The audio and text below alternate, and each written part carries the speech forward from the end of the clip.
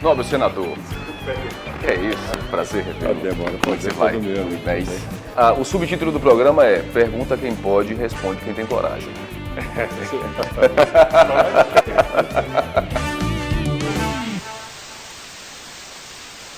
Senador, se eu quisesse hoje ser candidato a alguma coisa, qual receita o senhor me daria para eu não perder uma eleição?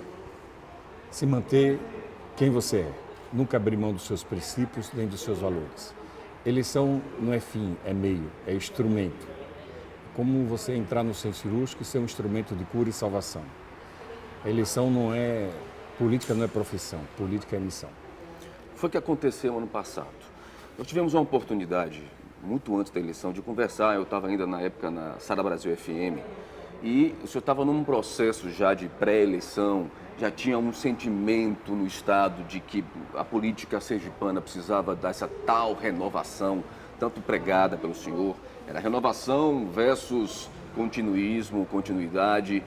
E o que a gente viu ao longo da campanha foi um enfraquecimento da sua própria candidatura. O que o senhor considera que foi um erro para que isso foi um fato importante, preponderante para que isso fosse acontecido? O que aconteceu é muito simples. Um estelionato eleitoral, enganação. Parecia que eu era o candidato que tinha mais processo. Na verdade, não tinha processo, tinha apenas um inquérito, mas o adversário tinha centenas de processos. Parecia que a realidade perversa que é Estado estava tudo em outro mundo. E hoje a gente vê que não era nada disso. Então, eu preferi se manter pregando a verdade, falando a verdade. Eu era chamado nos debates de pessimista, quando na verdade eu estava sendo extremamente realista e preferi me manter nessa posição, mesmo correndo o risco de perder a eleição. Mas eu não enganei, eu não cometi nenhum estelionato eleitoral. E a verdade, ela é uma só ela se mantém. Dias depois da eleição, a gente já viu salários sendo atrasados, tudo aquilo que a gente pregava sendo realmente concretizado. Não houve um erro em algum momento de estratégia do seu marketing político? Claro que houve. Erro sempre existe, a gente aprende. Confesso a você que aprendi muito nessa eleição, aprendi muito. Aprendi a lidar com pessoas, aprendi nas ruas, conversando com as pessoas. Mas a vida é assim, nem sempre é vitórias. Mas eu lhe digo, eu não me considero e nunca me considerei um perdedor, porque eu preguei a verdade, falei da verdade, o diagnóstico do Estado, que era extremamente ruim, difícil, perverso, e isso a gente vê, está se concretizando. Não apenas em Sergipe, mas com certeza no Brasil. Então toda essa situação que nós estamos vivendo não é de agora não, isso já vem de anos, fruto da má gestão. O senhor reconheceu esse erro do seu marketing político. Qual foi o ponto crucial, nevrálgico, que o senhor diz, olha, a partir daquele ponto as coisas começaram a degringolar? O senhor tem essa lucidez, consegue identificar hoje o que aconteceu?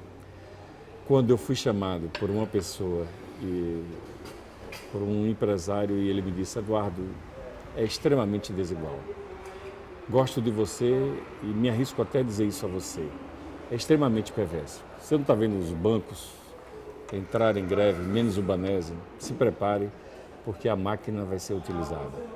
Então, foi um momento que a ficha caiu, que era quase que missão impossível a gente vencer aquele pleito, porque a máquina foi usada perversa. O senhor está querendo dizer que, então, que essa eleição foi comprada? Estou querendo dizer que instrumentos da máquina foram utilizados de forma muito perversa e muito desigual. E nós não tínhamos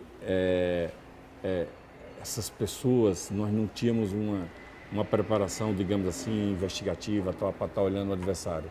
Nós focamos numa campanha propositiva, simplesmente. O senhor tinha assistentes de peso na sua eleição. Você tinha gente ligada a Duda Mendonça, você tinha o Lavareda, que era um grande e importante consultor político. Gente de peso, de qualidade. Não foi o suficiente. A sua estratégia.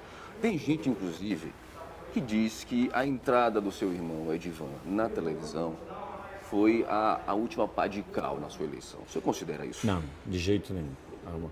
Amorim, ele foi externar aquilo que não aguentava mais, que não suportava mais.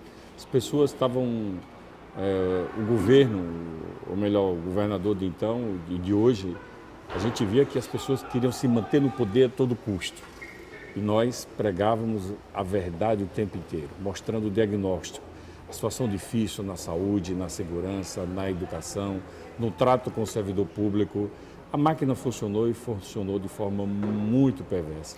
Mas eu confesso a você, foi opção nossa não abrir mão do nosso jeito, da nossa conduta, enfim, mesmo sofrendo tantos ataques. A diferença de 122 mil votos, se não me falha a memória, era o esperado? Não era. Poderia ter sido menor? Não era. Já que o senhor conseguiu, inclusive, aglutinar um grande número de partidos? Não era. Honestamente, não era. Confesso que nunca imaginei que, no caso de uma não vitória, fosse ter essa Pelo menos diferença. no segundo turno? Porque na minha concepção, a coisa no Estado estava tão ruim, que eu imaginava que as pessoas fossem ficar mais indignadas, mais revoltadas com aquilo que a gente está vendo. Mas aprendi isso, sabe onde? Só foi que eu enxerguei esse diagnóstico na feira de Riachão do Dantas, com uma servidora da saúde, com uma enfermeira, onde ela estava lá sentada no banquinho e as pessoas disseram, vai lá pedir o voto a ela é da saúde. Opa, esse é um voto quase Como que experiente certo. aí, secretário de saúde que o senhor foi, né? Esse é um voto quase que certo da saúde, sabe o diagnóstico difícil. Mas aí ela me ensinou e ela disse o seguinte, eu sei que o senhor é um homem bom, eu sei que o senhor é um homem capaz, se preparou, se qualificou para chegar até aqui. Eu sei da sua idoneidade, da sua honestidade, da sua sinceridade, sei que para você política é missão, mas primeiro o meu. Eu disse, como? Não lhe incomoda ver as pessoas morrendo nas portas dos hospitais, porque não conseguem nem entrar, ou quando entra, não conseguem nem sair vivo? Falta de equipamento, de remédio, me incomoda muito. Mas, primeiro, o meu. Preciso garantir o meu futuro, o futuro da minha família. E ela tinha um cargo comissionado. Então, senador, vamos começar a olhar para frente. O governo usou muito dos cargos comissionados, da máquina. Por isso que eu digo, o país não está preparado para o instrumento da eleição. Quem se mantém no poder, com certeza, vende, faz o que não deve para se manter no poder. Isso a gente viu pelo país afora. E vimos até no plano federal. Então, deixa eu pegar esse gancho. O país está vivendo politicamente um dos seus piores momentos, isso sem falar da época da ditadura, enfim, coisa de lá atrás. Mas estamos num momento muito difícil, politicamente, economicamente, né? A classe política em um descrédito quase que em sua totalidade. É claro que a gente não pode generalizar, existe toda exceção, na regra existe. Claro. Agora, o senhor foi eleito aí pela revista Veja e pela Universidade do Rio de Janeiro como o melhor parlamentar. E aí, diante dessa falta de crédito, dessas coisas que estão acontecendo que eu já citei, o senhor não seria o melhor entre os piores? Eu não posso fazer esse julgamento. Esse julgamento quem faz são as pessoas. O importante é que a gente tenha a nossa consciência tranquila de que isso para mim é missão. E procuro cumprir a minha missão da melhor maneira possível. Quando vê essa avaliação das universidades, comandada lá pelo Instituto de Ciências Sociais e Política da UERJ, isso para mim foi aquele sentimento, estamos cumprindo bem a nossa missão. Com a mesma consciência de que a missão não terminou, é preciso continuar. Quando a gente foi avaliado, sendo o primeiro, já seria uma grande vitória, e é uma grande vitória. Mas ser o primeiro com nota 10, aí é especial, aí é diferente. Significa que todos os professores, e quem avalia são professores, todos os mestres, professores, mestres, doutores, deram a nota 10. Não deram um 9.8, um 9.9, porque senão a nota não seria pura 10. Então, a missão está sendo muito bem cumprida. A responsabilidade dobra? Não, a responsabilidade é a mesma. Vem aquele sentimento de que estamos no caminho certo, precisamos continuar desse jeito. Agora, eu tenho consciência que é preciso fazer muito mais. Por isso que nós, recentemente, trocamos um gabinete maior, mais confortável, com um gabinete menor, mais próximo das comissões, próximo do plenário, para que a gente possa se deslocar mais facilmente e estar mais presente em muitas atividades do parlamento. Vamos começar a olhar para o futuro. Falamos um pouco do passado, desse presente, e agora vamos olhar um pouco para o futuro. Já está aí todos os jornais, já saiu os sites em rede nacional, né? Tem aí o convite do senador Aécio Neves para que o senhor assuma o PSDB aqui no estado. Primeiro, o senhor confirma esse convite? É verdade. Esse convite Ele existiu não por uma vez, mas por diversas vezes, e não é de agora não.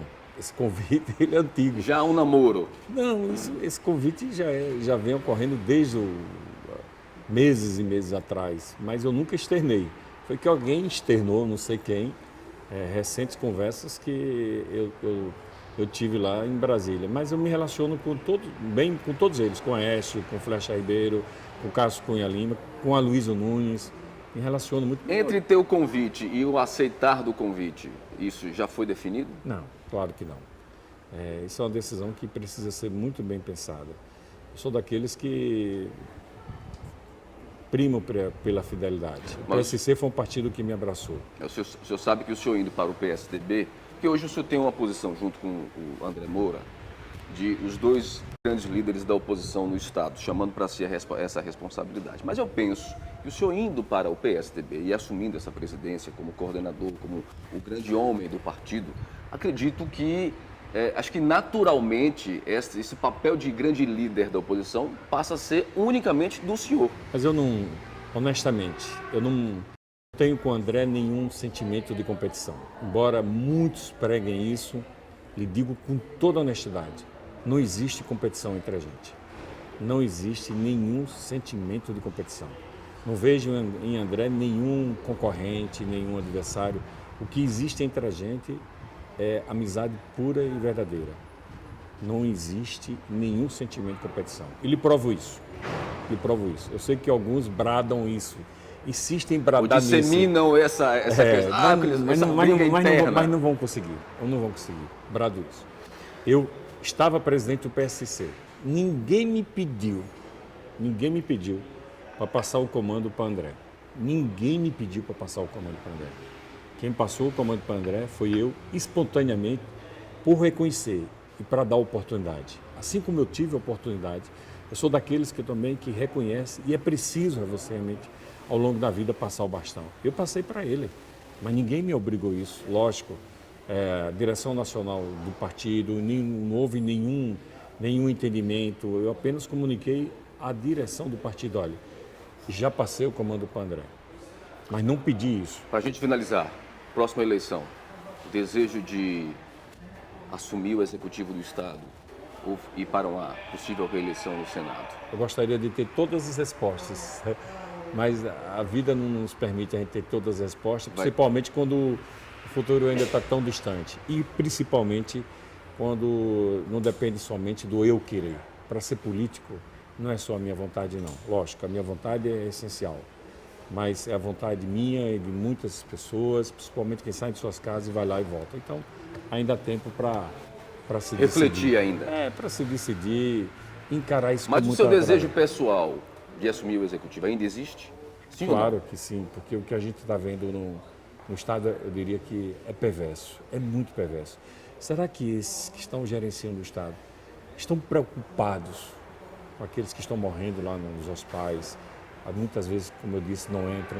E o maior exemplo de descaso que a gente vive em Sergipe, o maior exemplo, esse é inconteste, essa má gestão, é a história do Hospital do Câncer. O dinheiro tem, mas nada se fez. Senador, prazer revê-lo. Prazer a todos nós. Independente de qualquer coisa, boa sorte aí na sua caminhada política, que o senhor consiga, de fato, trazer benefícios para a comunidade, para o Brasil, para o nosso Estado, independente de partido A, B, C, D, enfim, não importa isso. Insisto em dizer uma coisa, para mim isso é missão, não é profissão, é missão. Muito obrigado, senador. Obrigado. E aí, tem gostado do programa? Então participe, interaja comigo. Vá nas nossas redes sociais, deixe o seu recado, faça a sua crítica e deixe também a sua sugestão. E principalmente, você pode se inscrever em nosso canal no YouTube. Anote aí, é o youtube.com/Thiago Elcias. Semana que vem a gente conversa sobre os desafios da Secretaria da Cultura no Estado. Como é que faz para administrar uma pasta tão importante, mas que ao mesmo tempo sempre foi negligenciada pelo Executivo? A entrevista você acompanha a semana que vem com Elber Batalha Filho. Sexta-feira, a partir das 8 da noite no YouTube e a partir das 10 da noite na TV Cidade, canal 25 da NET. Grande abraço para você. Fui!